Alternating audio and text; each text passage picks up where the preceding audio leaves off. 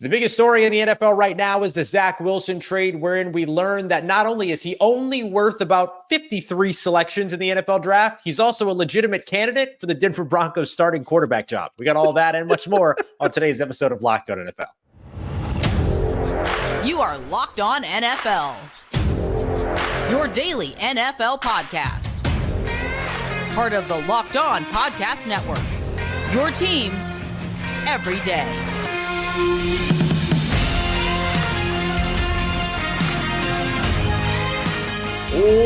What's going on, football fans, and welcome into another episode of Locked On NFL. It is Tuesday, so you've got Luke Braun at Luke Braun NFL on your favorite social media. Myself, Ross Jackson, at Ross Jackson Nola. We are your hosts today, your Locked On NFL local experts here on the Locked On Podcast Network, your team every day. On today's episode of Locked On NFL, we're going to be taking a look at our yike and our like, including Andy Reid becoming the highest paid coach in NFL history. That's super cool. We're going to get to that and much more. We're also going to take a look at some FanDuel quarterback odds for some quarterbacks outside the big three and more, including draft placements, things like that. Lots of fun stuff over on FanDuel that we're going to dive into. And we're going to kick off the show today with a look at Zach Wilson, who was traded for a late round pick swap from the New York Jets to the Denver Broncos, and now could be a legitimate competition, or at least in consideration, to be the starter in Denver. Going to be breaking all of that down. We appreciate you very much for being here and making us your first listen of the day every day here on the Locked On NFL podcast, which is brought to you by friends at GameTime. Download the GameTime app, create an account, and use the promo code Locked On NFL. New promo code there, Locked On NFL, for $20 off of your first purchase. Luke, Zach Wilson is headed to the Denver Broncos, and man, I think it's maybe an unpopular opinion because not a lot of people are big Zach Wilson fans out there, but considering what else the Denver Broncos and Sean Payton have to consider at quarterback, I think he's a legitimate candidate for the starting job in Denver for at least 2024. It's so weird. Like, I've seen backup guards go for this amount of draft capital. Like, literally like 53 spot move, and his value is the difference to that 53 spots. That's it. Like, even bona fide backup quarterbacks, like my brain always goes back to Matt Castle a few years ago, traded to the Buffalo Bills for a 5th round pick. Like, that was decent value, and like spending a 5th round pick on a backup QB is like kind of fair trade, and like this is way less than that. So in terms of compensation, the Jets got less than what you would have gotten if you traded like Trevor Siemian. Goodness gracious. But like, it's dark, and that's a dark reference that both teams on the of this trade can understand. And I think both of our teams, the guy went around. Yes, exactly right. But like, it also, like, he might play, dog. Like, whoa. Yeah, dude. Like, I mean, the other options for Denver right now are Ben DiNucci, who, though he had a fun couple of weeks, fizzled out, as oftentimes those quarterbacks with no tape and all that kind of stuff that happens. Back to the Seattle Sea Dragons, I guess. Well, not the Seattle Sea Dragons, I suppose. No, R.I.P. Seattle Sea Dragons. And then also the other option was Jarrett Stidham, who, like a lot of people out of Denver were, saying a lot of positive things about earlier on this offseason. Now they go out and get Zach Wilson, who was a former number 2 overall selection, and it's like, well, about that, Jarrett. I'm sure he knew. I'm sure he could. We all knew. I'm sure he knew. Yeah. And so I will say, I don't think that this precludes Denver from drafting a quarterback this year whenever they can, whether that's at 12 or that's at 70, whatever, 76 or whatever in the 3rd round, whenever they select again, maybe even some future draft capital to try to move up. But I don't think it's crazy to say that Zach Wilson's probably the starter for Sean Payton in Denver in 2024. I don't think that that's nuts to say. I mean, he's the best option that they've got right now, even with, if they add a Bo Nix or something like that, like he's still going to be the best option for 2024. That's the thing here, that he'll compete. Unless the Broncos pull off something pretty drastic and grab one of the top 4 quarterbacks in this draft, that can be, you're bona fide, here's your franchise guy. But if we're talking Bo Nix, if we're talking Spencer Rattler, if we're talking Michael Pratt, right, we're talking these guys that might still be there, at pick 75. Like, we're talking these kind of guys, or 76 is the next pick that the Broncos have. If we're talking about those guys, then yeah, they don't get the job right away. They got to beat Zach Wilson for it, and that's what you get him for, right? Yeah. But here's the question. Here's what everybody's thinking about. The Broncos have been trying to trade up. They've been in the same conversations that the Vikings and the Raiders and even the Giants have been in. Is this indicative of a white flag in those conversations? Are they resigning to get Bo Nix here? Is this that, or is this just like, well, we kind of also needed a backup too because our guy was Jarrett Stidham right now? Yeah, I mean, I think for a late round pick swap, I don't think it takes you out of the conversation. I think it could be, it's like a gray flag in that it's a smokescreen if it is a white flag. Well, you know what I mean? It's not that you go, it's not that you say, well, now we have Zach Wilson, we don't need to trade up. It's, God, we got beat on this trade up. We got to do something, I guess, Zach Wilson that's the read. Yeah, it wouldn't be them pulling away from the draft talks. It would be that, okay, the draft trade's not going to happen. We got beat out.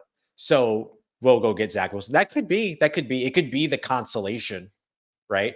Or put it this way. Could you see, I know that the Patriots have Jacoby Brissett on tap. But could you see a team like the Commanders doing a move like this, knowing that they're about to get their guy? Would they waste their time on Zach Wilson? Definitely not. Yeah, you're right. I see what you're saying and everything. And so that could be a way that they go. Zach Wilson, there is still that. I mean, he's from the same draft class as Trey Lance. He's still young enough where you can go, well, maybe this is a reclamation project. Well, he didn't work out with the Jets. The Jets are the Jets. Maybe we're smarter, right? We got Sean Payton. And there is that sort of, you're opening yourself up to that outcome, however much of a corner case it is. Not that you'd ever rely on it, but it's there. And that's a different thing from just like grabbing whoever this year's Ryan Fitzpatrick is and saying he's our bridge to our rookie. Yeah. And just to your point too about those guys, Bo Nix is 24 years old. Michael Penix is 24 years old, and Zach Wilson is 24 years old. Phenomenal. With NFL experience. So phenomenal. You know what I mean? There you go. So it's all there. And just if Zach Wilson were coming out now from the draft with everything we know about him, and like, let's say the New York Jets were a college team instead of just a team that kind of plays like one, where would Zach Wilson go? He could be a number 2 overall pick. Oh, wait. It's a very Spencer Rattler, because that year, Spencer Rattler was supposed to be the guy that was like, oh, he might be the number 1 overall pick someday. And then he fell apart just like Zach Wilson did. And then he went back and I think they'll both be 5th round picks. Yeah, we'll see. We'll see how it goes. Just to put a bow on the 2021 draft class, you brought up Trey Lance. Trevor Lawrence is currently, of course, the starting quarterback for the Jaguars. But after that, number 2 overall, Zach Wilson traded. Number 3 overall, Trey Lance traded. Number 11 overall, Justin Fields traded. Number 15 overall, Mac Jones traded. So things are going great. Things are going great for the 2021 draft class. For the 2020, it's truly catastrophic. Truly catastrophic. Can't remember one in like 2022.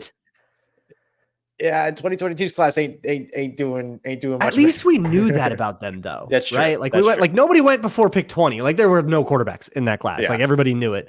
But maybe you get a weird Brock Purdy situation, and it kind of needed to be that. But with 2021, it was talked about this year is talked about. You got all these franchise guys, man. Oh my God, if you didn't tank this year, you messed up. Because you could have gotten your hands on Justin Fields or maybe even Trevor Lawrence or all these other guys. Look at this is going to change the league. Well, yeah, one of them is the 3rd best team in his division. And the rest of them didn't even make it to the end of their starting contracts before they got traded for day 3 capital. Incredible. NFL, undefeated and unforgiving. Coming up next, we know that the 2021, oh boy, let me try that again. The 2021 quarterback draft class has not been very successful. Where do we see some of the 2024 draft quarterbacks outside of the big 3 ending up? We're going to get some help from our friends over at FanDuel to bring that to you here as we continue on with today's episode of Locked On NFL, part of Locked On Podcast Network, your team every day. Today's episode of Locked On NFL is brought to you by GameTime, the best place to find last-minute tickets. Look, whether you are just a bad planner like me, or maybe a little spontaneous and you want to go to a last-minute event, it can be pretty savvy to get those tickets last minute, because when you inch closer to that event, people just want to get rid of them. And GameTime can help you navigate that and pass the savings on to you. you can get up to 60% off buying last minute for any sports game, concerts, comedy, theater, you name it. In your area, they're going to have a look at it. And they're very upfront with you. This is what I love about GameTime. They have all-in pricing. That means you see your checkout total on the app as you are selecting your tickets. You see what you're actually going to pay. No hidden fees, no nonsense. And you can look at your seat view. So if they're not going to stick you behind a pillar. You'll be able to see that ahead of time and know exactly what you're getting and what you're getting it for. So take the guesswork out of buying tickets with GameTime. Download the GameTime app, create an account, and use code LOCKEDONNFL for $20 off your first purchase. Terms apply. Again, create an account and redeem code LOCKEDONNFL for $20 off. Download the GameTime app today. Last minute tickets, lowest price guaranteed. All right, everybody, continuing on with today's episode of Locked On NFL. We appreciate you very much for making us your first listen of the day every day. You got ESPN or Fox Sports on your television having to turn the volume down because of all the shouting. We'll make the switch over to Locked On Sports today, which is a 24/7 live stream of all the biggest stories from around the world of sports without all the shouting. They're not as quiet, or they're a lot more quiet than Luke and I can be. Tyler Rowland notwithstanding. But we gotta have somebody, right? Like you go to Locked On Titans if you love that. We do offer that. Want that energy. Make sure you go check it out there. Locked On Sports Today. You can find it for free 24/7 on the Locked On Sports Today YouTube page and on the free Amazon Fire TV channels app as well. Part of Locked On Podcast Network, your team every day. Luke, FanDuel, it's our official sports betting partner, and they've got a lot of fun stuff on the NFL draft, including some big-time quarterback questions that I want to dive into about some of the potential teams to draft some big quarterbacks. Let's start there and then take a look at some of the other fun stuff that FanDuel has to offer going into the NFL draft. Well, so I just want to throw some of these at you and see what you think before I read the teams off. For example, who do you think? I mean, well, I already said the Broncos are the favored team to draft Bo Nix. But sense. What do you think the odds for Bo Nix to the Denver Broncos are? They've got to be plus odds, right? Because all 32 teams are like eligible for this situation. Right, it's that versus the field. Mm-hmm. And so I'd probably say like plus 250, something like that, like something in that area. Plus 220, but here is the kicker. 220. Okay, yeah. What do you think the favored position of the Denver Broncos first drafted player is? First drafted player. The first one off the board the first position that they go with. So what they do with their first round pick ostensibly. So Bo Nix technically doesn't have to be their first drafted player, right? So I'm going to say it's not. Sure doesn't. Yep. I'm going to say it's not quarterback. Because they're pecking at 12, right? Like you can make moves to get to where you need to get a Bo Nix. It doesn't have to happen at 12. Is it tight end? It's not tight end. It's defensive lineman, which is really funny. Quarterback. Payton. So defensive lineman is at slash edge. So anyone along the D line, is at plus 180. And actually combining those two categories makes it a much more attractive option. And quarterback is at plus 190. So they're close. Okay. And but essentially that means that FanDuel is sort of proposing this scenario where the Broncos take like Dallas Turner at 12 and then wait until their next pick, which is in the third round, and then take Bo Nix, which feels kind of realistic to me. But in terms of like defenders available at that moment, look, you got 4 quarterbacks going in the top 5. Would be pretty surprised if that didn't happen. You've got 3 receivers going in the top 10. That's already 7 of the top 10. We haven't even touched a defensive player, not to mention Joe Alt, Brock Bowers. Like defensive players are going to be there at 10, 11, 12. Good ones. Oh yeah, for sure. You know, like top players in the country will be there at 10, 11, 12. It's just that we've got like Marvin Harrison and a bunch of quarterbacks that have to kind of come off the board first. Yeah. That's pretty much when we expect the first defensive player to come off the board is around that area. It's like 8 or 9. Yeah. Like with the Falcons or Chicago or Atlanta. Yeah.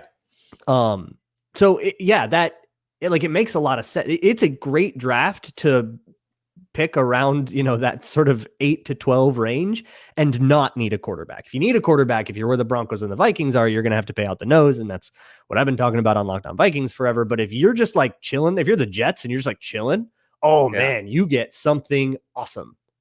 Yeah. Could they really sit around to 76 and get Bo Nix? I think they'd have to trade up. Or I think, let me rephrase it this way. I think they would convince themselves that they would have to trade up. Right or wrong, I think they would have to move up. Maybe. Or maybe you leverage, take 12 and a move little. down. Yeah, that's true. You can trade back to try to eke value out of that. Like 12 is just such a disgusting reach that you just try to like get some value. But here's the thing.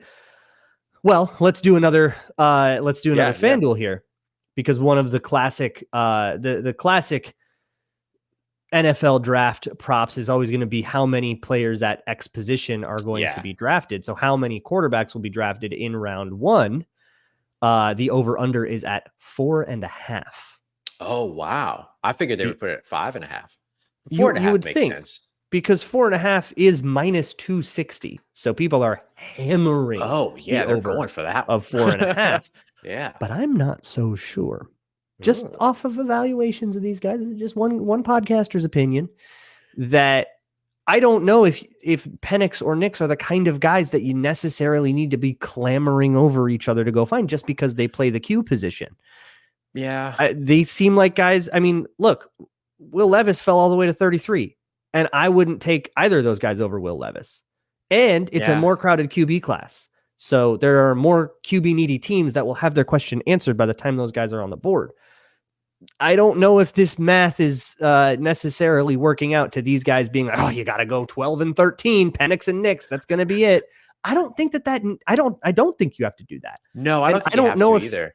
I don't know if Bo Nix is like, here's my comp for Bo Nix has been Mac Jones.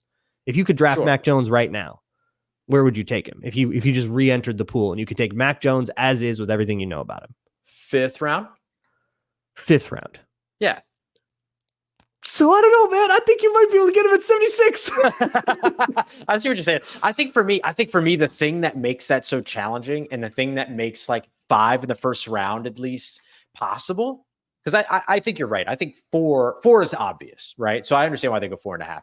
But I think the thing that makes 5 possible is some team like the Giants or the Raiders that can't get it done early on in the first round, trading up from the second round to the bottom of the first round to get the 5th-year option on the quarterback. It's that 5th-year option for me, a la the Baltimore Ravens and Lamar Jackson years ago, 2018. They traded up to pick 32, took Lamar Jackson, got the 5th-year option on him. Now, Lamar Jackson was a very different player, much more talented player, all these other things. I get all that.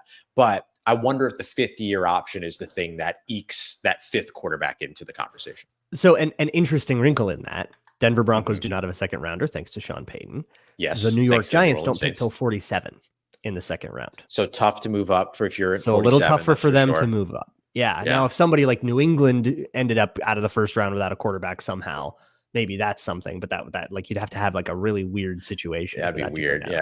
What kind of draft picks or what kind of draft props here on FanDuel are striking your fancy, Russ? We got a little bit of time to talk a couple of them. I think for me, the biggest one that's the most fun for me is that, first of all, there's one that where you can take the top 3 and top 5 overall picks in exact order.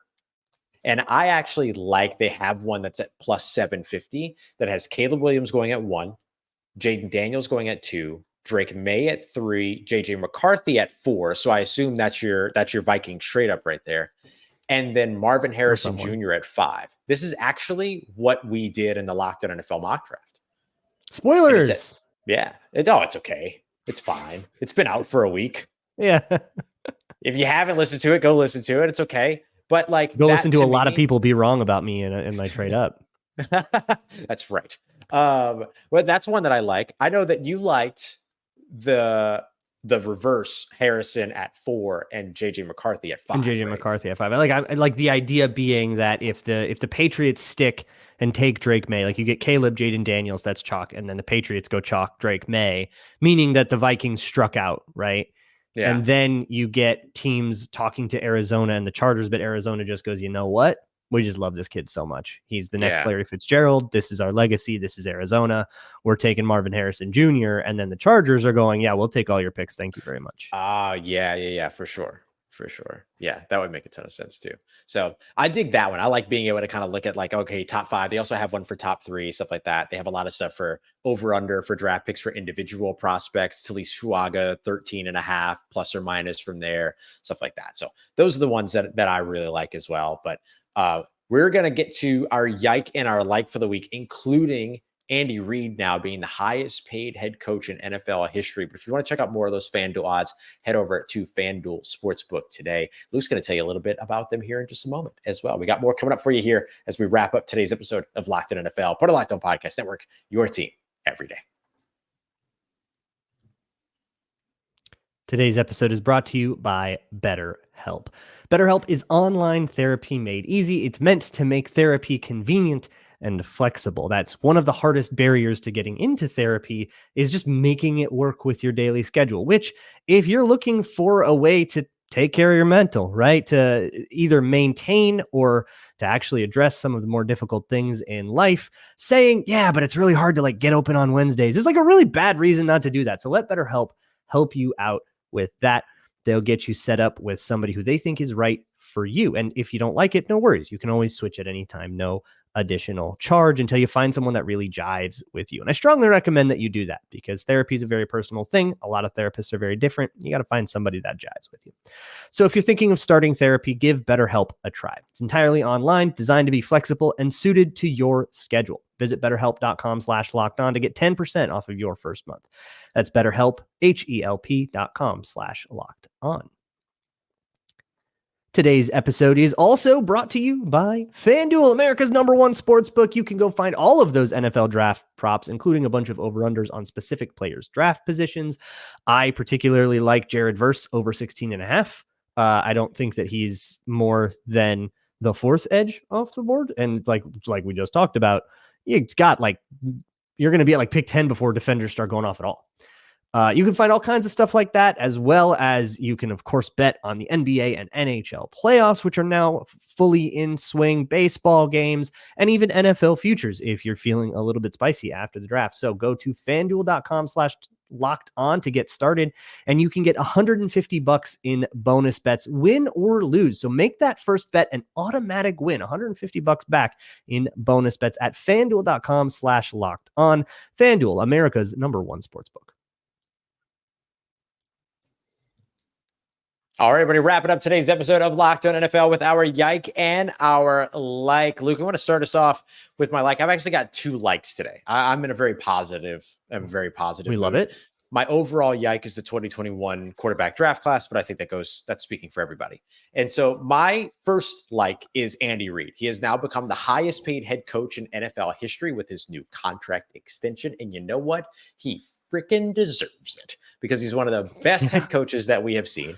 And of course, is coming off and about to go into an opportunity here to get a three-peat. Remember, it wasn't that long ago that we were talking about this guy potentially retiring, right? Stepping away from the game. Now he's under contract, according to NFL.com, through 2029. So I think that's almost as long as Patrick Mahomes' original contract. So really, really cool and excited to see that. I think he absolutely deserves that. Yeah, and 2029, just 5 years from now, by the way. Yeah, time is so unending, far away from now. Yeah, doesn't it? It's like one of those things where like we're closer to the release of the iPhone than the 1968 election or whatever. I just think it's remarkable, like for a guy that's been with the team since 2017 and everything like that. And oftentimes you'll hear about coaches getting like 5-year contracts when they first sign on, like Dave Canales over with the Panthers, right? They gave him like that long original contract, and then you get the John Gruden situations, which clearly didn't go well, but the 10-year contract and everything like that. Right. So it's cool. Or then they got to buy it out, and it like messes with the finances of the team. Yeah. So it's cool to see the contract extension for the guy that's been winning you the games. You know what I mean? So it's pretty dope. I'll inject some negativity. The Philadelphia 76ers. We're going to the NBA playoffs, are filing a grievance about officiating in their last 2 games, which is maybe the weeniest thing I've ever heard of. Hey, watch yourself. Watch yourself, buddy. Here, have you ever met a good ref, Ross? Have you ever seen a good ref? Has there ever been a good ref? No. Then get over it. It's part of it. Dang it. I walked right into that one. It's part of it. It's what happens. Yeah.